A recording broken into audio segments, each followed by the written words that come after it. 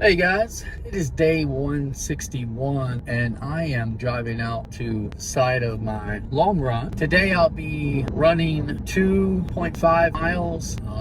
That's the longest I've ever ran, and pretty much every week I do personal best in terms of length of mileage. And because I don't have like a personal coach or anything or anyone of experience to really speak to, it feels like I'm flying blind and kind of doing a spacewalk. You don't know what to expect in that unknown. The only thing you expect is pain and sweat. So as you know, and you can read the title, I'm on a weight loss journey. So numbers on the scale mean a whole lot like right now, and maybe I shouldn't put so much emphasis on that, but the truth is they just do right now. The numbers are kind of like these motivators that push me week to week. I have a reasonable expectation that the body will naturally want to hold on to weight, so I was mentally prepared for plateau weeks and things like that. Now the title says weight loss journey, but I have wanted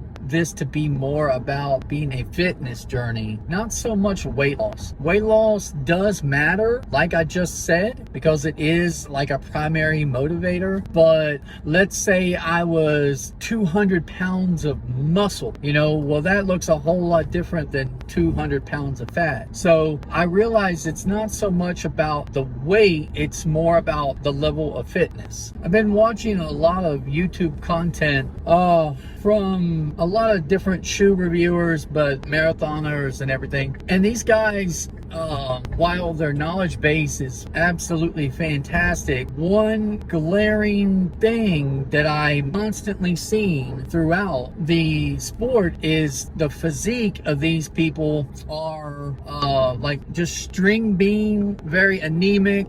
There's no musculature. It's just very, very slim. You're a stick. You look like a praying mantis. Sorry. Now, I really have no room to be talking about anybody's physique considering what I'm packing right here. And but I can knowledgeably work towards a physique that I consider to be mostly ideal. And frankly, a long distance runner, that physique is just not it for me.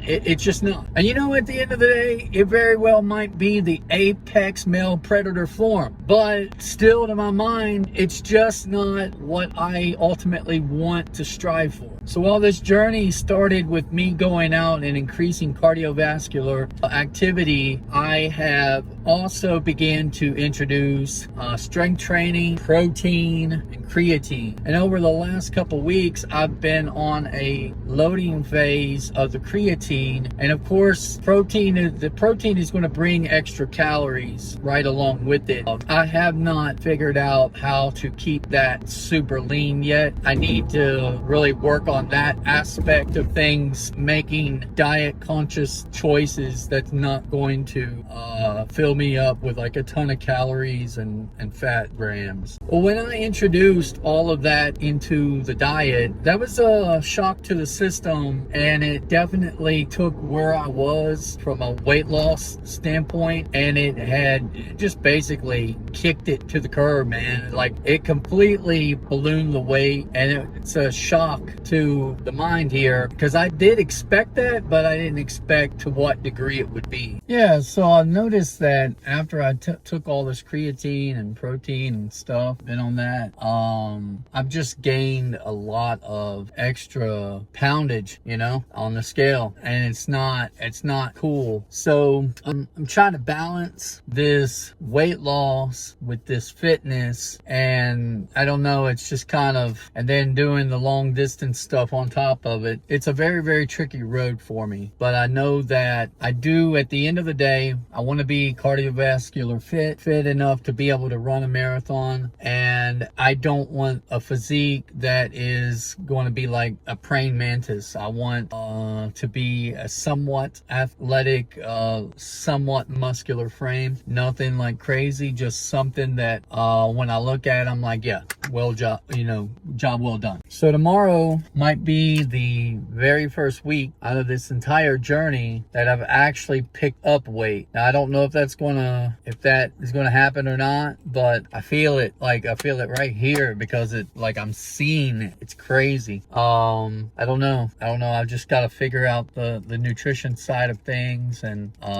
just kind of giving you guys an update. This is a lot harder than I thought it would be. All right, well, about to start this 2.5 mile run. Stupid or not, I'm out here. I'm asking for trouble. I'm in the Avia 5000's. Here it is from the side. Here it is from the other side. Yes, those viral Walmart shoes you get for like 20-25 bucks. Can't remember what I gave for them. Yeah, I'm gonna run in those today. Why am I doing such a stupid thing? Because I'm giving kind of a nod to the past. That's all. Runners in the 90s used to run in shoes just like this. So I am today. Now, truth be told, I do have a foam pad under my arch. But who's to say that people in the 90s didn't have something like that either? One consideration I should have made is that these are my lifestyle size of 10.5, not my running size. So the toes are already kind of hitting the toe box. That's gonna suck after 2.5 miles. So after a brief little warm-up walk, I'm going to get this thing underway, and I will try to check in with you guys at the end. Probably won't check in with you guys until it's over, or who knows, we'll see. Well, I finished my 2.5 about 6 or 7 minutes ago, and this is what I'm looking like. Pretty crazy. Surprisingly, the Avia 5000's didn't feel that bad. I don't know if I'm saying that right. Avia, I'm not sure. There were definitely a couple moments in there where I really wanted some better heel protection. I just try to change my mechanics up a little bit and come down on the midfoot instead of the heel. But and then a couple times where, I don't know, you could feel there was some extra little foot nuance pain. It's kind of strange to explain, but yeah, overall though, I think the shoes for me did surprisingly well. Now, my times were slower, but that's to be expected with these shoes versus the Endorphin Speed 4s. And like, I was heavy on the scale today, much heavier on the scale, much heavier. Plus this week, I think I'm sweating even more. Plus this week, I had skipped a lot of the training components other than the cardio. Like, I was supposed to do a bunch of stretches and core work and just a lot of different little mobility exercises throughout the week, and I skipped all of it. All I did was go out and run. And as far as lifting, I only lifted one time this week, the entire freaking week. So yeah, I could be doing better. I don't even know if my goal is possible, of being able to run a marathon. No clue at all. By May 2nd of next year, I don't know. We'll just have to see. Hopefully I do better. So yeah, it could be a lot worse as far as the shoes that you're running in, surprisingly, and that's kind of odd.